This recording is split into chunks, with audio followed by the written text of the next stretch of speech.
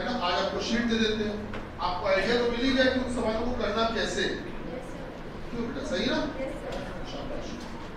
आप में से किसी का पहला दिन, कोई फर्स्ट, और कोई नहीं?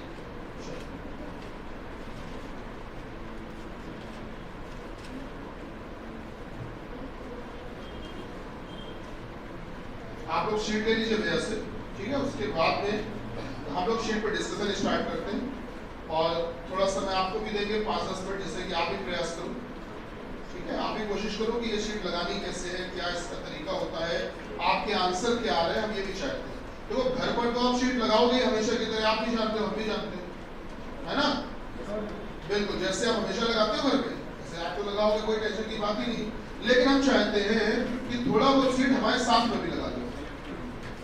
क्यों, गलत करेगा? सही है, घर पे नहीं लगाते हो क्या? बस हमेशा ही लगाते हो, जानते हैं, है ना।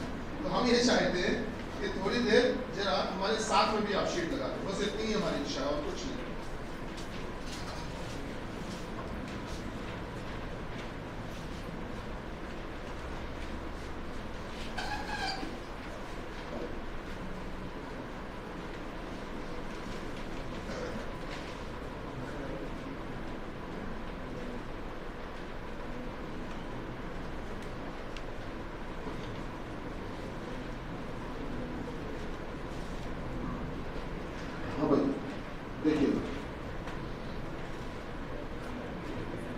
देखिए जो मेरा टॉपिक है वो है डेटा सफिशिएंसी।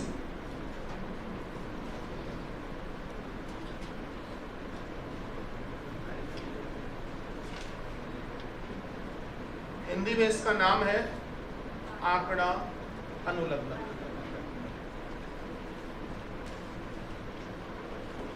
कुछ किताबों में ये टॉपिक दिया जाता है आंकड़ा पर्याप्तता के नाम से, ठीक है। नाम दो तरह के होते हैं इसमें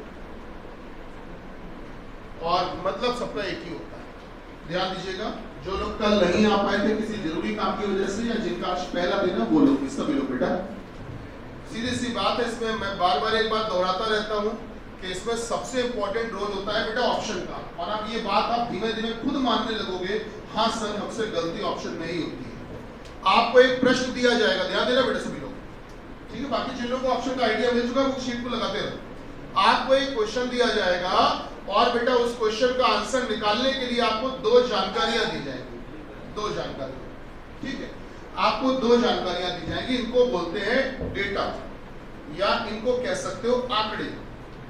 इन्हीं को बेटा आंकड़े कहा जाता है। तो आपको दो आंकड़े दिए जाएंगे, आपको करना ये होता है धैर्य के साथ में, पेशेंस के साथ में, बड़ा सब्र रखते हुए सबसे पहले क्वेश्चन को पढ़िए और पहली जानकारी को इस्तेमाल करिए। एक साथ दोनों जानकारी कभी मत करना, क्योंकि यहीं पर आप जल्दबाजी करोगे, मैं बार बार कह रहा हूं जरूर करोगे, क्योंकि जब आपके पास जानकारी होती है तो आप सोचते हो सबको एक साथ इस्तेमाल कर लो, यही नहीं करना है बेटा। आप पहली जानकारी को अकेले इस्तेमाल करना, ये चेक करना क्या पहली जानकारी से इस प्रश्न का उत्तर आ रहा है। अगर बच्चा आ रहा हो तो इस पर आप सही का निशान लगा देना।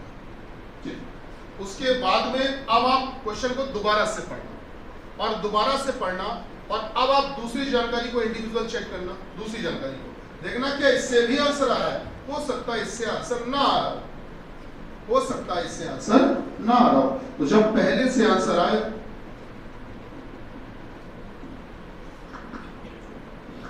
जब पहली जानकारी से आंसर आए और दूसरी जानकारी से आंसर ना आए, तब ऑप्शन होता है बेटा ए।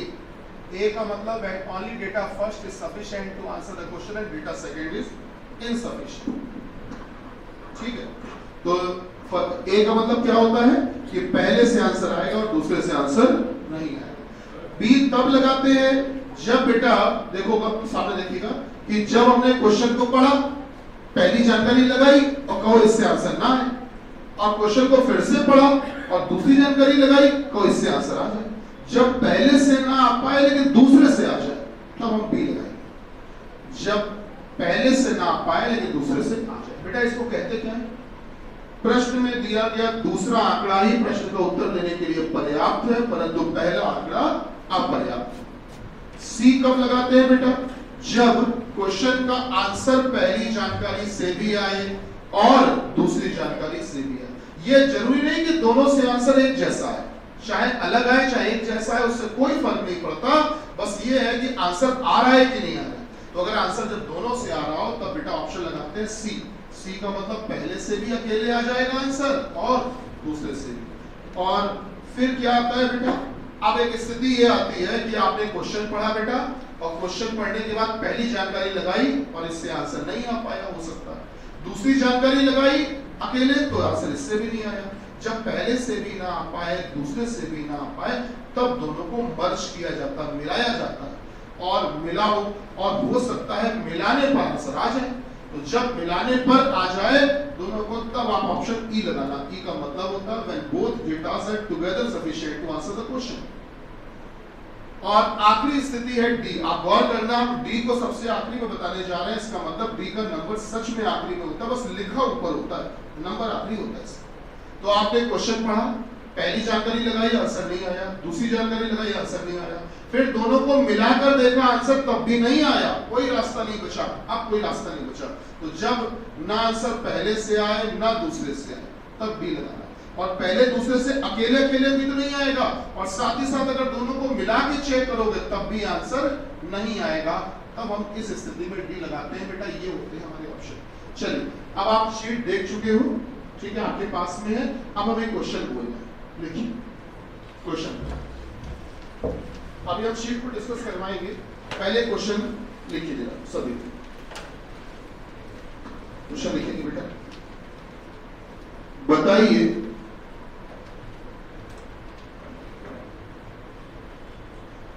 बताइए कि कूट भाषा में, मतलब कोड लैंग्वेज में,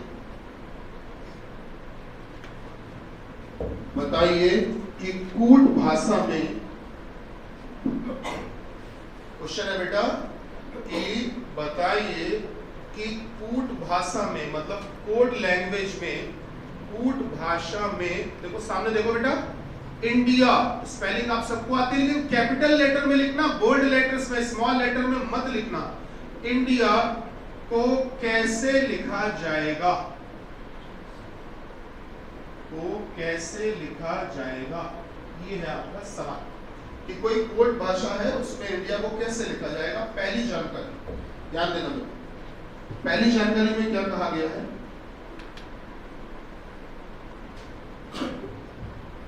इस भाषा में, पहली जानकारी में कहा गया है कि इस भाषा में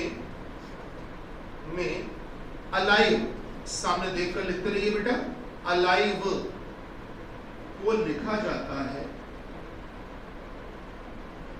LAIEV,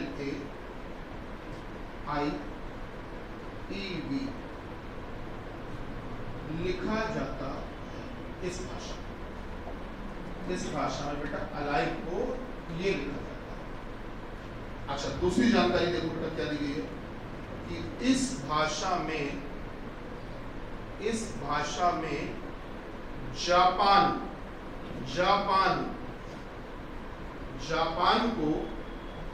जापान को बेटा AJPNA लिखा जाता है। ये आपको दो जानकारियां दी गई हैं, आपको दोनों की मदद से एक एक करके स्टेप बाय स्टेप ये चेक करना है कि आंसर पहले से आएगा कि दूसरे से आएगा कि दोनों से नहीं आएगा कि दोनों को मिलाकर आएगा। कुल मिला के option A B C D E है, पांच है, इनमें से कोई एक विकल्प आपको चुनना है। देखो प्रयास करो जल्दी से बेटा,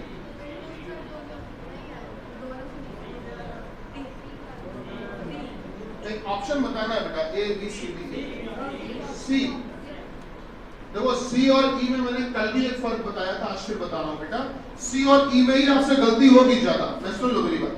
सी का मतलब होता है कि जब पहली जानकारी से भी अकेले आ जाएगा और दूसरी जानकारी से भी अकेले आ जाएगा आंसर, तब सी लगाते हैं। और ई तब लगाते हैं जब दोनों से अकेले अकेले तो नहीं आ पाया, लेकिन दोनों को मिलाकर जब लगाया गया तब आंसर आ पाया। तो अब आप ये तय कर लो कि मिलाकर आ रहा है कि अकेले अकेले दोनों से आ जा रहा है। हाँ भाई, सी की ई या डी ए की जो ठीक कर गया सी। हाँ भैया सी, मंत्री जी सी, बढ़िया। अंदर वाली बता सी। मतलब पहले से भी अकेले आ गया, दूसरे से भी बोलो सी।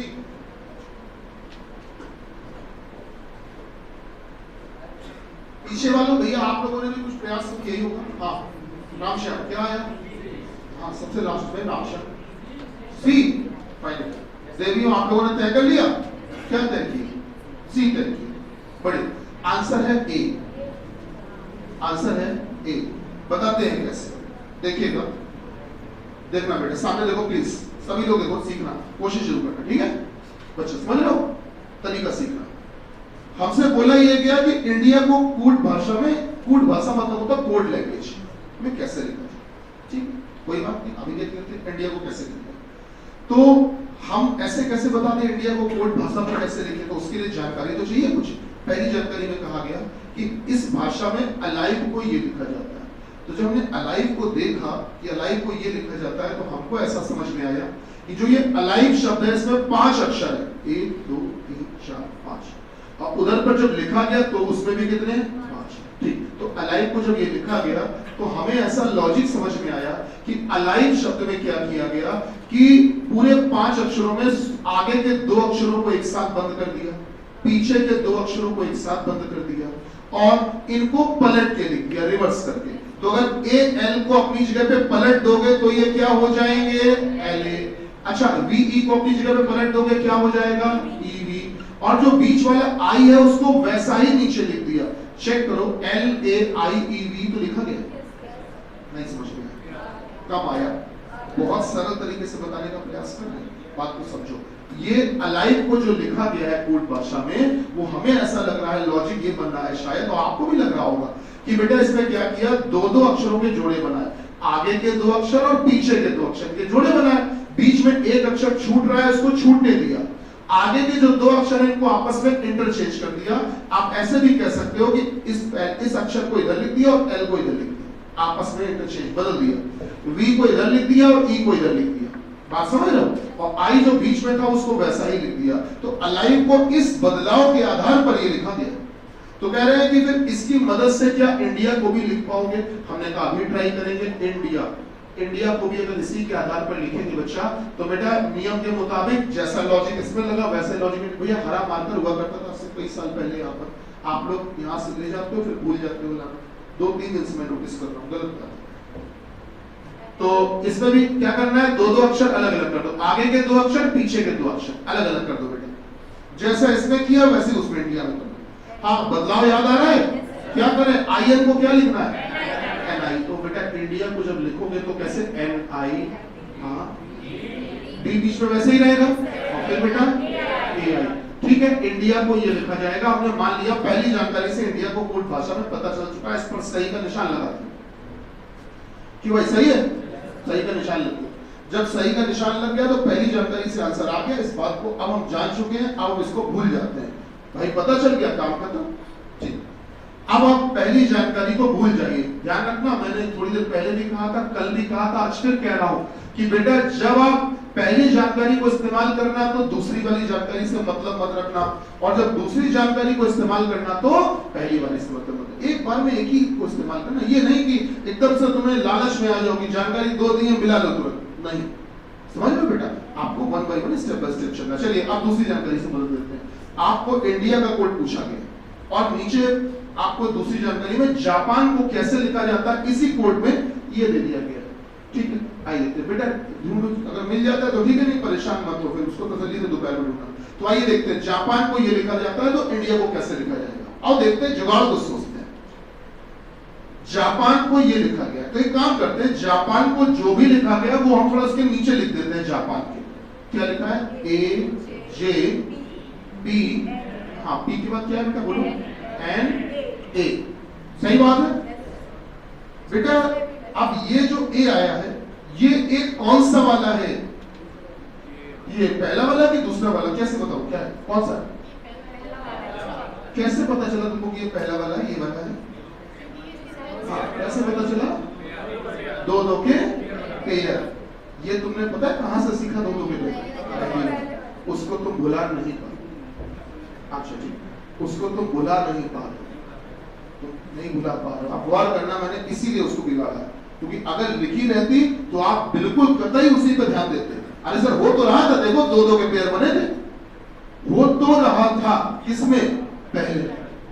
दूसरे में भी वही हो रहा हो, ऐसा कैसे मान सकते हैं थोड़ी देर के लिए कि भाई ठीक है, जे ए एन, जे ए की अदला बदली हो गई, ए एन की अदला बदली हो गई और पी वही लिख दिया, मान लिया, हमें कोई आपत्ति नहीं। लेकिन ये क्यों नहीं मान सकते हो कि जे ए पी ए एन, ये क्यों नहीं मान सकते हो कि जब इसको ये लिखा गया ए जे पी एन ए, ये लिखा गया ना, ये क्यों नहीं मान रहे हो कि ये वाला ए इधर पहुंचा होगा, ये इधर ए आगे आया होगा और ये जे इधर आया होगा, पी नीचे आ गया होगा और एन इधर आ गया होगा?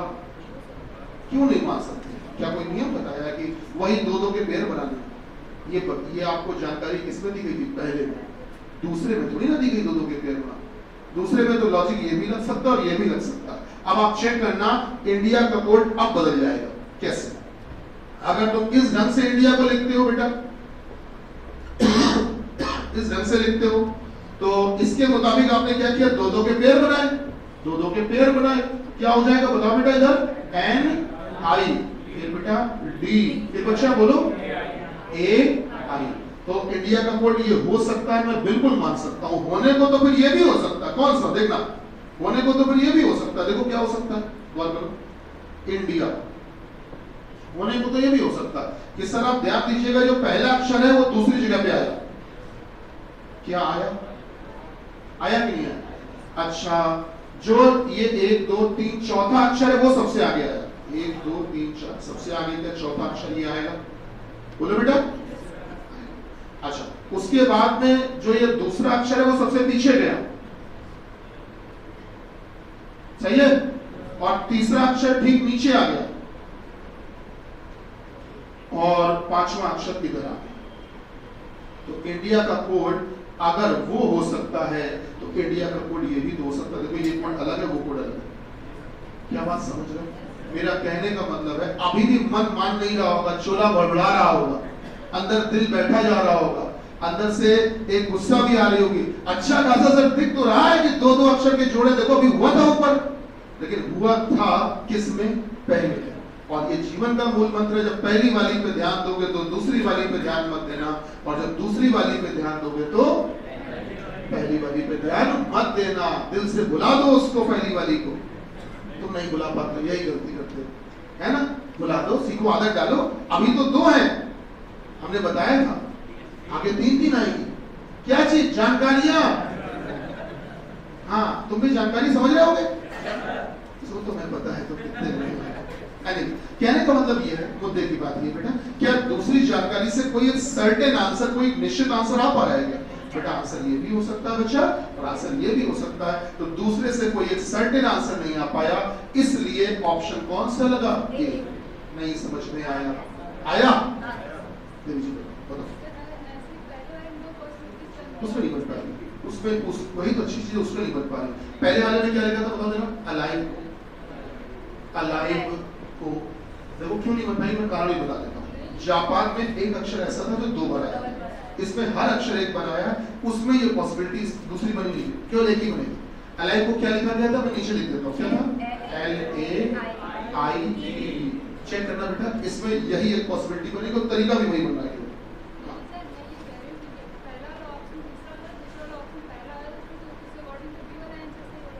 तब भी होता, मतलब आप ये कहना चाहते हो कि दूसरी जानकारी को ऊपर दे देते और पहली जानकारी को नीचे दे देते? हाँ तो बिल्कुल है, तब भी पहले से आंसर फिर कंफर्म नहीं आ पा रहा और दूसरे से आंसर आ जा रहा, तब ऑप्शन कौन सा लगा? बात समझ रहे? वो तो जानकारी बदलने के ऊपर है, वो चाहे तो इसको ऊपर कर दे, उसको नीचे कर दे, उससे कोई दिक्कत नहीं। जैसा करेंगे उस हिसाब से सही गलत के निशान लगेंगे, समझ गए? अच्छा, अलाइव को लेकर अगर आप सब लोगों से पूछे तो अलाइव को लेकर क्या ऐसा कुछ हिसाब किताब हो पाएगा कि चौथा वाला इधर आ जाए, ये इधर नहीं हो पाएगा। वहां सीधा सा हिसाब किताब है, ये ए इधर आया, एन इधर आया, आई नीचे आया, वी इधर गया, ई इधर आया, क्योंकि इसमें जितने भी अक्षर थे वो एक एक बार आए थे। और जापान में कुछ अक्षर ऐसा भी था जो कि 2 बार आ गए, तो उसी ने सब बवाल फैलाया है, उसी की वजह से मामला गड़बड़ हुआ है। इस कारण से अलाइव को जो लिखा गया वो एक प्रकार से ही लिखा जा सकता और कोई तरीका नहीं है, इसलिए इंडिया का कोड भी निश्चित हो गया अलाइव वाले में, पहली जानकारी में। तो बेटा इंडिया का कोएफिशिएंट क्या हो गया बच्चा कि भाई आई इधर आएगा, एन इधर आएगा, डी नीचे आएगा, ए इधर आएगा और आई आएगा। बताओ क्या बात सही है ना बेटा? हाँ नहीं बोलिए तुम। इस कारण से पहले से कंफर्म आंसर आ रहा है, दूसरे से कंफर्म नहीं आ रहा है, दो आंसर आ रहा है, इसलिए ऑप्शन ए। चलिए अगला प्रश्न, जल्दी से अगला प्रश्न बताइए कि एक व्यापार में, बताइए कि एक व्यापार में, बेटा व्यापार मतलब बिजनेस, बताइए कि एक व्यापार में होने वाले बेटे साथ में लिखो जल्दी से, एक व्यापार में होने वाले 60,000 रुपए, 60,000, 60,000 रुपए के प्रॉफिट, 60,000 रुपए के लाभ में से राम और सुनीता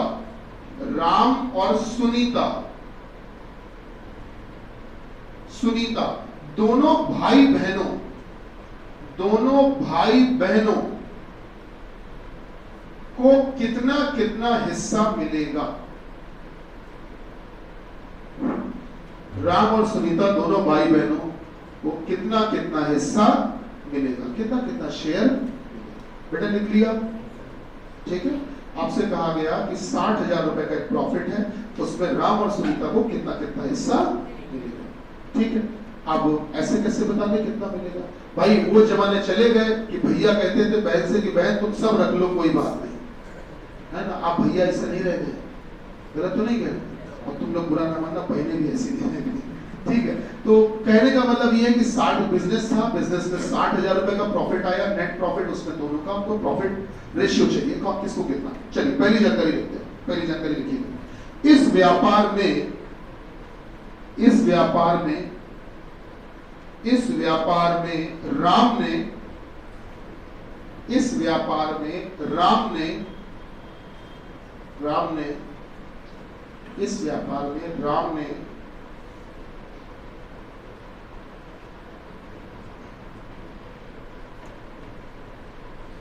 राम ने 1,00,000 रुपए, 1,00,000 रुपए, एक के बाद 5 जीरो लगा लेना है, 1,00,000 रुपए का निवेश किया। निवेश मतलब होता है इन्वेस्टमेंट। 1,00,000 रुपए का निवेश किया। बेटा इस व्यापार में राम ने कितना पैसा लगाया था? 1,00,000 रुपए। पहली जानकारी। अब दूसरी जानकारी में आ जाओ। दूसरी जानकारी, इस व्यापार में सुनीता द्वारा लगाई गई धनराशि, इस व्यापार में सुनीता द्वारा लगाई गई धनराशि, इस व्यापार में सुनीता द्वारा लगाई गई धनराशि, सुनीता द्वारा लगाई गई धनराशि, कॉमा लगाओ, राम की धनराशि का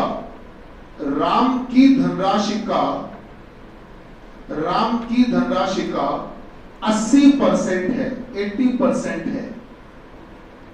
भैया लिख लिया? हाँ। अब हमको ये बताओ, सोचकर तसल्ली से अपने पूरे ज्ञान का इस्तेमाल करते हुए ऑप्शन क्या लगाना चाहोगे? पहला ए की, बी की, सी की, डी की, ई, बताओ बेटा। हाँ डी, डी मतलब चौथा आंसर आएगा ही नहीं। अच्छा हो सकता है भैया, अगर आप लोग कह रहे हो तो आप लोग होशियार हो, मान सकते हैं, कोई बात नहीं। लेकिन हम देखो आपको इसलिए मौका देते हैं, मेरी बात को अदरवाइज मत लेना। हमारा तो गुरु जी, हमारा काम है कि तुमको डिस्ट्रैक्ट करेंगे, तुम्हें कंफ्यूज करेंगे। इसी बात की हमने तुमसे फीस ली है कि तुम्हें हम कंफ्यूज करेंगे। तुम्हें कंफ्यूज नहीं होना है, अपने आंसर पर अडिग रहना है, ये तुम्हारा अपना कॉन्फिडेंस, ठीक है जी। बताए ई मिलाकर आ जाएगा। अच्छा हम भी तो देखें, तुम्हें पार्टनरशिप वाला चैप्टर कितना तुम्हें आता है, हमको बताओ कितना कितना रुपया देने जा रहे हो, जरा प्रॉफिट बांटो, हमें भी तो पता चले कि पार्टनरशिप तुमने जो पढ़ा है, क्योंकि पार्टनरशिप का सबसे बेसिक सवाल है, सबसे बेसिक।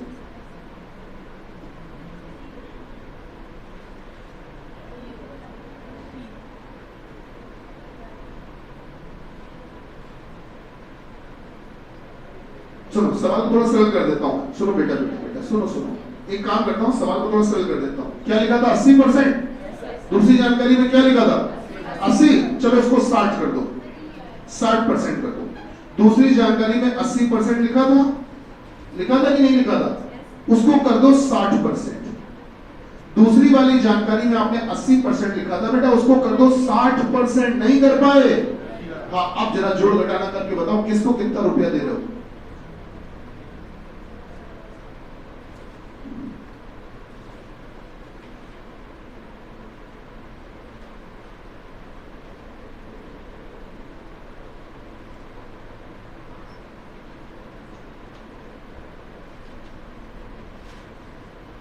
पॉइंट में आ रहा हूं, आने देना, कोई टेंशन नहीं, आने दो, कोई दिक्कत नहीं। मैं जानता हूं पॉइंट नहीं आएगा, वो अपने वैल्यू जानबूझ के ऐसी बोली।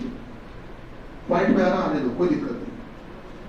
दशमलव तक मतलब 58 54 तक का हिसाब किताब मत करना, केवल रुपए रुपए तक चले जाओ, पूर्णांक तक। दशमलव की बात मत जाना, लगभग में बता दो कि इनको इतने रुपए मिलेंगे, इनको इतने मिलेंगे।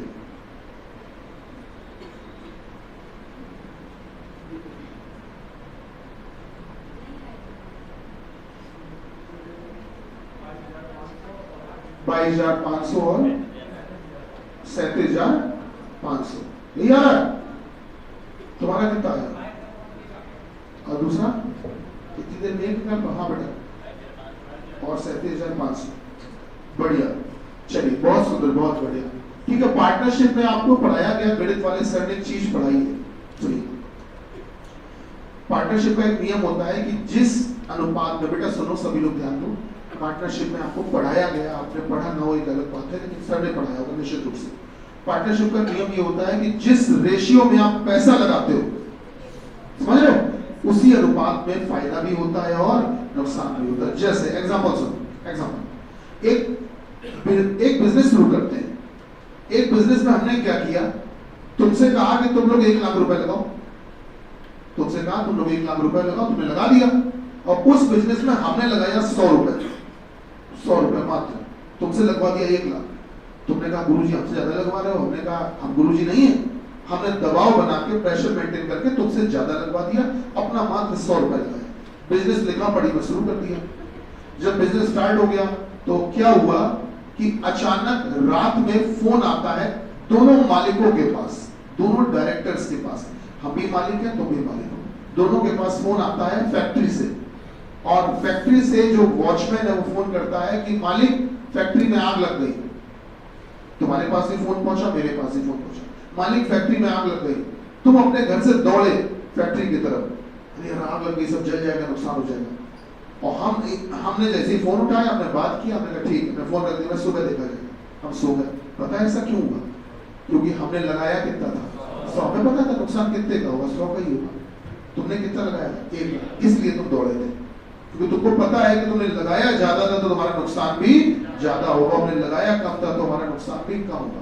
अच्छा, इसके दूसरी तरफ अगर देखते हैं, उसी बिजनेस में क्या हुआ कि 1-1.5 महीने बाद प्रॉफिट निकल के आया। प्रॉफिट निकल के आया 50,000 रुपए का। हम पहुंच गए तुम्हारे घर सुबह सुबह, हमने कहा बेटा 50,000 का प्रॉफिट आया, आओ बांट लेते हैं। तो हमने कहा आओ बांटते हैं आधा आधा। तुम तुरंत कहोगे गुरुजी काहे का आधा? कितना लगाए थे? हमने कहा 100 रुपए। और गुरुजी हम कितना लगाए थे? हमने कहा 1 लाख। आधा आधा? गुरुजी हमने ज्यादा लगाया था, उस हिसाब से हमको ज्यादा मिलना चाहिए, आपने बहुत थोड़ा लगाया था, आपको कम मिलना चाहिए। मानते हो कि नहीं? इसी के लिए कहावत बनाई गई, जितना गुड़ डालोगे उतना ही मीठा होगा। मतलब जिस हिसाब से इन्वेस्ट करोगे उसी हिसाब से आपको प्रॉफिट भी मिलेगा और लॉस भी। चलिए मुद्दे पे आते हैं। इस पूरी स्टोरी को, पार्टनरशिप चैप्टर का ये मूल मंत्र है ये स्टोरी। अब इसको मैं आपको यूज करके दिखाता हूँ आपके सवाल में, और इस सवाल का जवाब है बी फॉर बॉल, ये आंसर इसका। आइए बताता हूँ कैसे।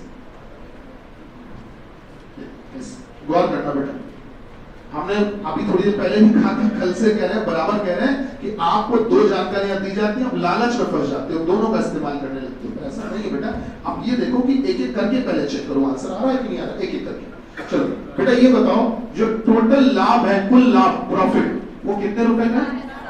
60,000 रुपए का प्रॉफिट है। और ये जो प्रॉफिट है बच्चा, ये 2 लोगों में बांटना है। किसमें बांटना है? राम और सुनीता में बांटना है।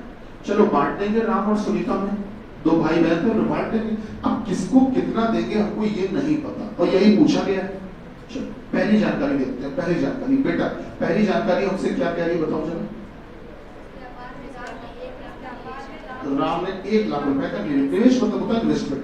तो राम ने इस व्यापार में लगाया है कितना रुपए? 1 लाख रुपए लगा दिया। ठीक है बेटा, सुनीता का रुपया अगर हमको पता चल जाता तो राम और सुनीता दोनों का अगर रुपया पता चल जाता, भाई राम ने इतना लगाया, सुनीता का भी पता चल जाता, तो हम दोनों का रेशियो निकाल देते हैं, अनुपात। तो जिस अनुपात में पैसा लगाया गया उसी अनुपात में फायदे को भी बांट देंगे। बात समझ रहे हो? नहीं समझ रहे हो? भाई आप देखो तैयारी कर रहे हो थोड़ा गंभीरता से, खाना पूर्ति वाली ना मैं करता हूँ ना करवाता हूँ ना करने देता हूँ, इसलिए हम उन्हीं को ज्यादा पसंद आएंगे जो सीरियसली पढ़ाई करने वाले होंगे, और वही रुकते हैं यहाँ, बाकी भाग जाते हैं, हमें चाहिए भी नहीं। जो सीरियसली सिलेक्शन के लिए और गंभीरता से पढ़ाई करने वाले वही रुकते हैं, यहाँ खास बात बेटा। तो इसलिए आपको सीरियस रहना पड़ेगा। मुद्दे की बात क्या बेटा सुनो, पहली जानकारी में राम का पैसा तो दिया पर सुनीता का पैसा नहीं दिया, तो इनका अनुपात नहीं निकाल पाएंगे, रेशियो नहीं निकाल पाएंगे। अगर बेटा रेशियो निकाल लेते तो हम उसी अनुपात में प्रॉफिट को भी बांट देते, लाभ को भी बांट देते बेटा, लेकिन हमको तो अनुपात पता ही नहीं बच्चा, क्योंकि इनका पैसा नहीं पता। तो पहली जानकारी से अकेले आंसर नहीं आएगा बच्चा। दूसरी जानकारी पे आ जाओ। दूसरी जानकारी में इन्होंने एक बात कही है, बात ये कही है कि क्या लिखा बेटा, बोलो जरा पढ़ो। शाबाश। इस व्यापार में सुनीता द्वारा लगाई गई धनराशि जो है वो राम की धनराशि का कितना परसेंट है? 60। राम का पैसा तो हमको मालूम नहीं कितना लगाया, मालूम है क्या? नहीं मालूम। अगर किसी का ध्यान इस तरफ जा रहा है तो मत जाने देना, वापस ले आओ।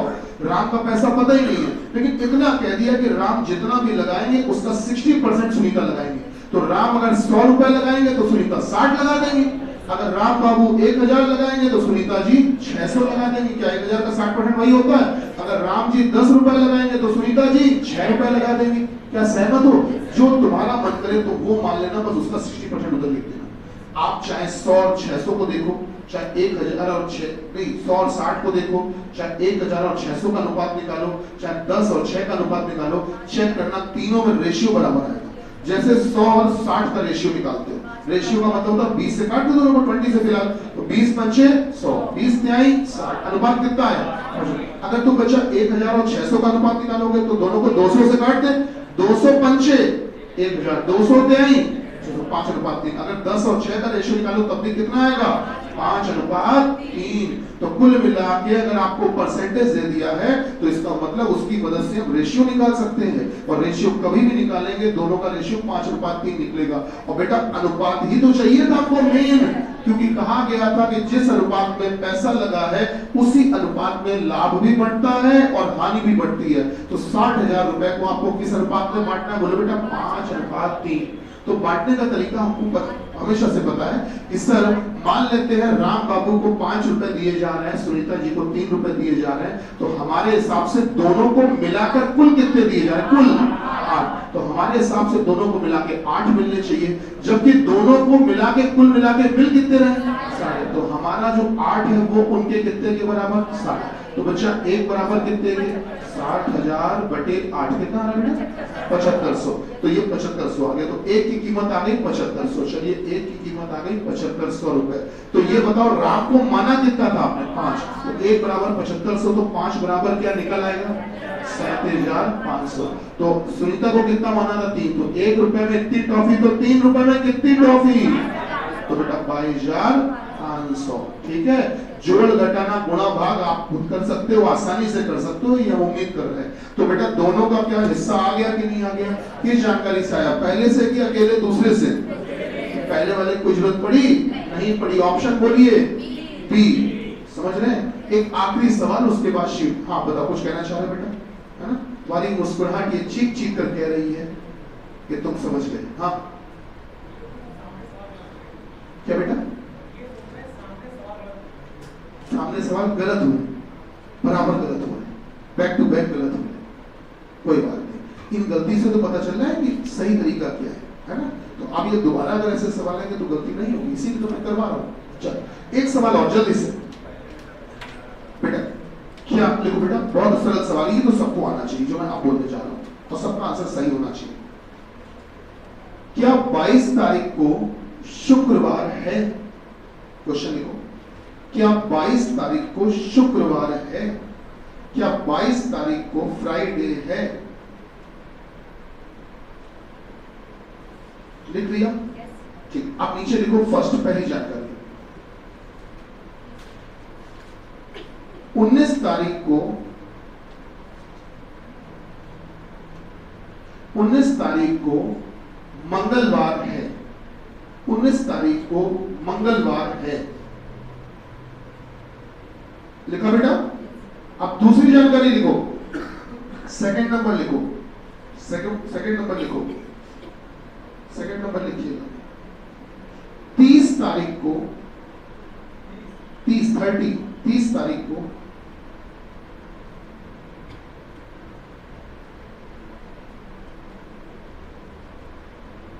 30 तारीख को रविवार है, रविवार है, संडे है। तो दिनों को तो जोड़ना आपको आता होगा कि आज अगर सोमवार है तो कल मंगल, परसों बुध, ये तो आता होगा। चलो शुरू हो जाओ जल्दी से, देख लो पहले से कि दूसरे से कि दोनों में से किसी से नहीं, कि दोनों को मिला के किस तरह से। ऑप्शन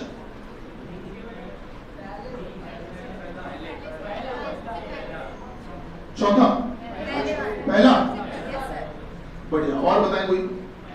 पहला, और बताएं? पहला, वेरी गुड। हाँ महाराज, और बताइए सर कोई? अन्ना बाबू तुम उसमें पाइथागोरस प्रमेय लगाने लग गए क्या? हाँ, इतना इजी सवाल है, उसमें समय लगा रहे हो। हाँ भाई देवी हो सभी लोग, इतने बेसिक सवाल में तुम लोग टाइम लगा रहे हो, इतना मेहनत कर रहे हो। चलो फिर भी करना चाहो तो कर लो, हम रोकेंगे नहीं, हमको चाहिए answer. A B C D E।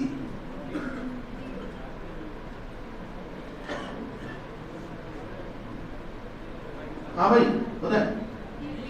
D, D मतलब आएगा ही नहीं। अरे ऐसा कैसे हो सकता है? मंथ वही है, उसी मंथ की बात हो रही, महीना वही है, उसी महीने में 22 को पूछा गया, 22 के लिए बोला गया, महीना वही है, बदला नहीं है। भैया आंसर क्या है मंत्री जी? हाँ ए आ रहा है?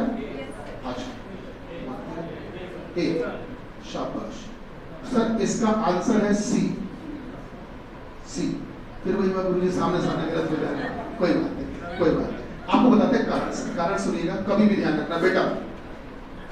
किसी भी प्रश्न की शुरुआत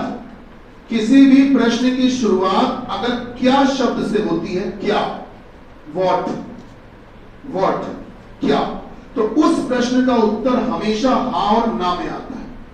बात समझ रहे हो? फिर से जैसे हमने आपसे किसी से पूछ लिया, एक मधुर बाबू, बस यही आदत खराब कर दी हाई स्कूल इंटर वालों ने, बीएससी वालों ने, करवा नकल। बच्चे को पढ़ने नहीं दे रहे हैं, पढ़ो बेटा, है ना, बगल में नोट करने से कोई फायदा नहीं। मैंने क्या कहा? किसी भी प्रश्न की शुरुआत अगर क्या शब्द से होती है तो उसका जवाब हमेशा हाँ में आता है या ना में आता है, बस इतना। जैसे आप में से मैं किसी को बुला लेता हूं यहाँ पर और मैं बोलता हूं क्या आपकी उम्र 25 साल है? तो अगर होगी तो हाँ बोलोगे, नहीं होगी तो ना बोलोगे। बेटा अगर तुमने हाँ बोला तब भी मेरे प्रश्न का जवाब दिया, और अगर तुमने ना बोला तब भी मेरे प्रश्न का जवाब तो दिया। क्या ये बात मानते हो? मैंने पूछा क्या आपकी उम्र 25 साल है और आप चुप रहे, कुछ नहीं बोल रहे, तो जवाब नहीं दिया।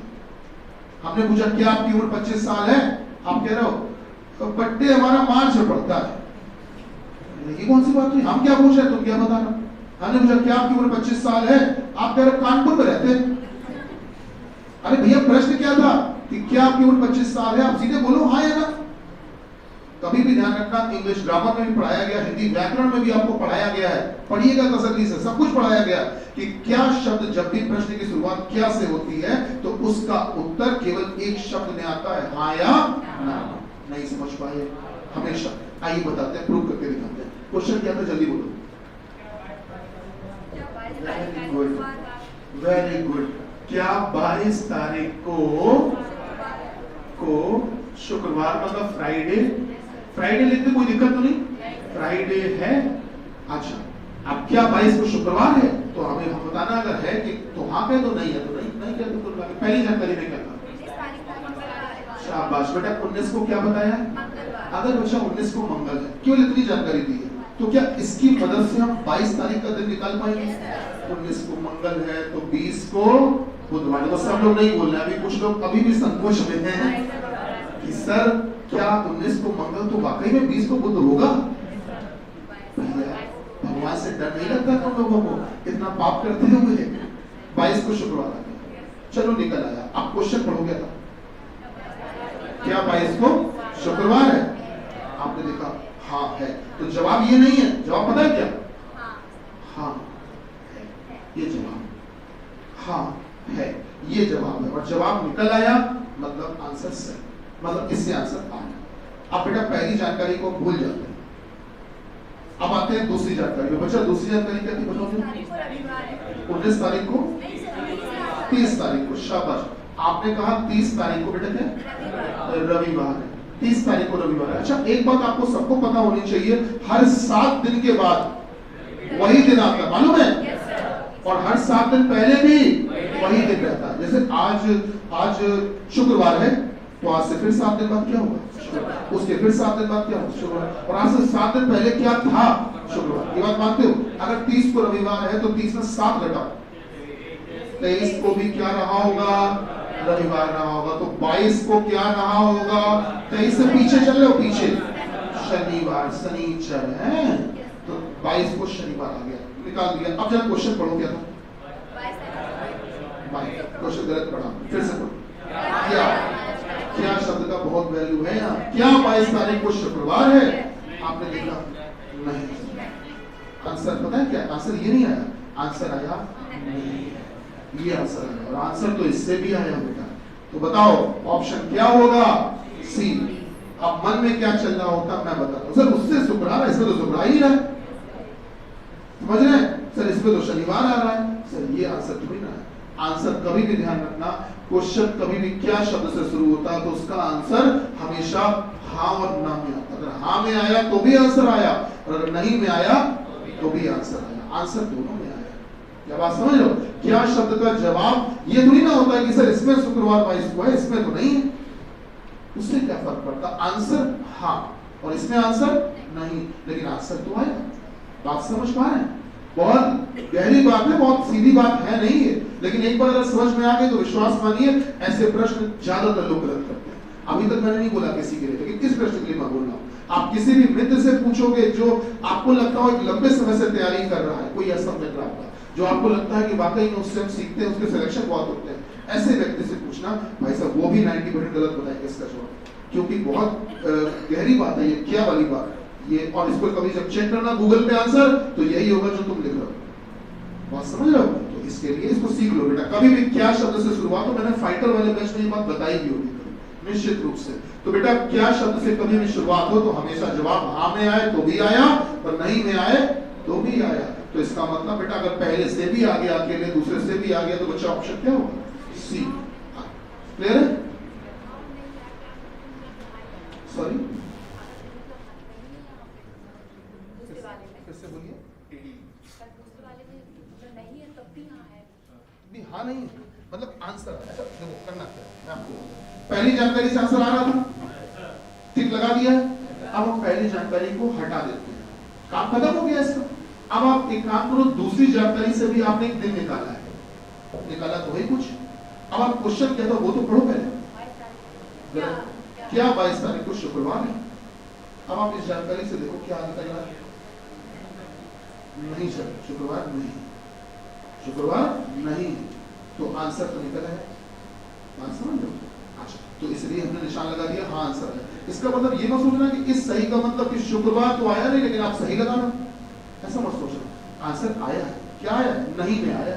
अच्छा अगर हमने दूसरी जानकारी ये दी होती बेटा, अगर हमने दूसरी जानकारी ये दी होती, सुनो दूसरी जानकारी ये दी होती, दूसरी जानकारी ये दी होती कि इस महीने की आखिरी तारीख, गौर करना, इस महीने की आखिरी तारीख, लास्ट डेट, इस महीने की आखिरी तारीख को मंगलवार है, मंगलवार है। क्या इससे निकला है 20 तारीख का दिन? इस महीने की आखिरी तारीख को मंगल, आखिरी तारीख मतलब कितनी? आखिरी मतलब 28, मतलब 29, मतलब 30, मतलब 31, कुछ भी हो सकता है। कुछ भी हो सकता है। तो जब आखिरी तारीख ही कंफर्म नहीं, कम से कम महीने का नाम बता देते तो हम जान जाते हैं आखिरी तारीख कितनी होती है। भाई मार्च बोल देते हम समझ जाते हैं, जून बोल देते हम समझ जाते हैं, तो महीने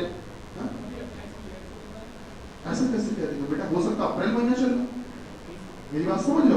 महीने की आखिरी तारीख 28 भी हो सकती है, 29 भी हो सकती है, 30 भी हो सकती है, और ये सब होती है, आप भी जानते हो। तो अगर 28 को मंगल हुआ आखिरी तारीख, तो बेटा उस हिसाब से 22 को कुछ और देना है। 28 को अगर आखिरी तारीख मंगल को, मतलब 28 को मान रहे हो, तो 28 को मंगल, तो बेटा फिर 21 को भी मंगल और 22 को बुध। तो इससे 22 को पता क्या आ रहा है? बुध आ रहा है। अगर 29 को मंगल, तो फिर 22 का दिन फिर बदल जाएगा। अगर 20 को मंगल, तो 22 का दिन फिर बदल जाएगा। 31 को मंगल, तो 22 का दिन फिर बदल जाएगा। जो 22 का कोई निश्चित दिन आ पा रहा नहीं पा रहा, इस कारण से दूसरी जानकारी से आंसर नहीं आ रहा, और यहां पर आ रहा था। क्या मेरी बात समझ पा रहे हो? तो ऐसी स्थिति में आप लोगों को ये देखना है आंसर हाँ में आए चाहे नहीं में आए, आंसर आ रहा है कि नहीं, बस। बेटा फिर क्वेश्चन ही कहां बचा? और क्या लिखा पूछा क्या गया इसमें? नहीं, क्वेश्चन में पूछा भी तो जाता है। जैसे अभी तक हम लोग पूछ रहे थे कि बताओ इनके कितने बेटे हैं, या इतने रुपए का प्रॉफिट में कितना कितना बांटोगे। अब इसमें कुछ है ही नहीं, क्वेश्चन भी तो पूछना चाहिए, तो वो नहीं पूछा ना इसलिए। तो बेटा आज के लिए इतना ही रख रहे हैं। कल की क्लास में सुनो, आपसे उम्मीद है कि शीट लेकर आना है, भूलना नहीं है, और लगा के भी आना है। कल हम शीट दोबारा नहीं देंगे, शीट की बहुत वैल्यू है इसलिए कह रहे हैं। हम चाहते हैं कि आप लगा कर आओ, है ना, भूलना नहीं। कल लगा के आना, कल मैं शीट डिस्कस करवा दूंगा। आज के लिए इतना ही, धन्यवाद। भारत माता की हमेशा जय। अच्छा, जो 112 वाला बैच है उसके मेजरमेंट स्टार्ट हमने कर दिए हैं इंटरव्यू, जिसमें कि हाइट, चेस्ट, वेट, आईसाइट वगैरह, ये मेजरमेंट स्टार्ट कर दिए। और उसमें यदि कोई एडमिशन लेना होगा किसी को, तो सुबह 10 बजे और एक शाम को 6 बजे 2 समय है, दोनों में से किसी भी समय में वो सब मेजरमेंट करवाएगा, तब उसमें एडमिशन। और आधार कार्ड परम अनिवार्य है, परम अनिवार्य। 2 बच्चों को मैंने